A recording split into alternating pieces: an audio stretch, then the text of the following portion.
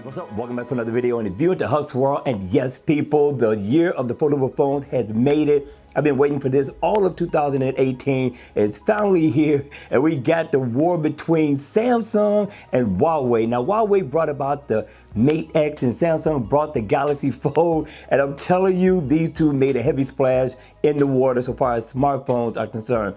Now, we do get TCL, who came out with a variety of smartphones, and what I like about them, they made a few of them to cover all the consumers, right? So, depending on what take you believe a foldable smartphone should be, whether it's clamshell or whether it just folds open, TCL has you covered, but they won't come out with theirs until year 2020 because they want to make sure that the foldable smartphones that they put on the market are going to be affordable, which makes sense, especially considering the price tag on the Galaxy Fold and the price tag on the Galaxy Mate X. So right now, let's talk about the Samsung Galaxy Fold.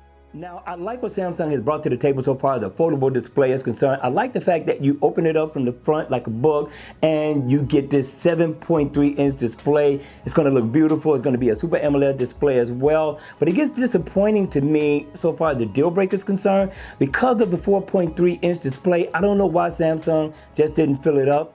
This is what we have. Now, it is going to be a beast in the spec department, so you're going to get 12 gigabytes of RAM, 512 gigabytes of storage, and you're going to get a Snapdragon 855. This is going to come in a few colors that you can customize, which I love. The colors do look nice on this smartphone, but the price tag is also a beast, right? Which means that you're going to pay about $2,000 for this phone, right? Now, we're pretending like the phone costs $1,500, so in making your decision, just consider maybe $1,200, $1,500. If it was that price, would you buy this particular smartphone? With that being said, let's go ahead, let's talk about Huawei and their take on what a foldable smartphone should look like and what it should be. Now, I like what Huawei brought to the table, right? Now, if this phone was available, it would be in my pocket today if the price was right. But let's take a look at it. First of all, when you unfold this device, unlike Samsung, it unfolds from the back to open up to an 8-inch display, no notch, screen all the way across, and it looks beautiful. Once you fold it back, the front of the phone is going to have a 6.6-inch display. When you flip this thing over, it's going to have a 6.3-inch display with a triple camera system, and the specs on the camera are going to be nice. You will not be disappointed.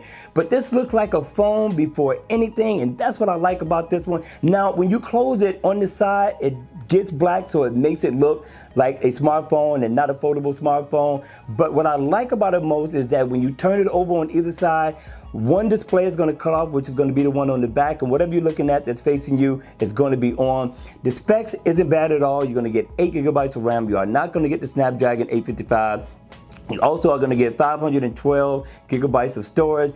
Also, you're going to get a 5G phone. I don't know how much 5G is going to cost you with this device, but listen, I'm cool with 4G. The battery is going to be a 4,500 milliamp hour battery. Again, I wish for this display, we don't know how it's going to work. Maybe the chipset in this is going to process and optimize this phone enough for it not to burn that much battery, but I was hoping for a 6,000 milliamp hour battery, but this is what we get. But listen, people, if these phones were affordable, which one would you buy? Would it be the Galaxy Fold or would it be the Huawei Mate X? For me, the Huawei Mate X all day. Now, again, the deal breaker would be, I like the spin of TouchWiz. I like what Samsung brings to the table so far as their software is concerned, and that will probably stop me from buying the Huawei Mate X. But other than that, don't forget to hit me in the comment section below. I would love to know your thoughts and which one you would choose. All right, you all, that's going to be it for the video. I hope you enjoyed it. I hope it was informative. And if it was, please make sure you hit the like button on the way out.